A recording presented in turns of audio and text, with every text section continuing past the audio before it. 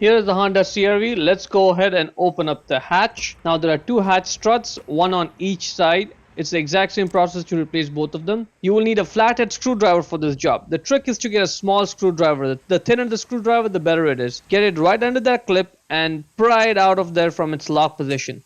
Once it's in that unlock position, the way it is looking over here in the video, you'll then be able to twist and turn and get the strut out. You may have to push up on the hatch to make it easier to get it out. Now the moment the strut comes out from there, the hatch will not stay supported with just the remaining strut, so you need a friend to hold the hatch in place. Now let's repeat the process for the bottom one. Again, just get this clip out of there from that lock position, and once it's in that unlock position, twist and turn and get the strut off the ball there, and off it comes.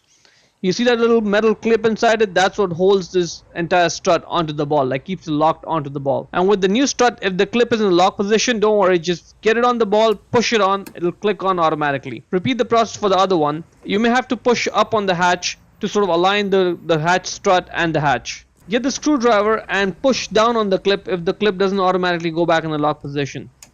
Be careful not to get your finger stuck in there, it'll hurt. And that's about it. Exact same process for the other one.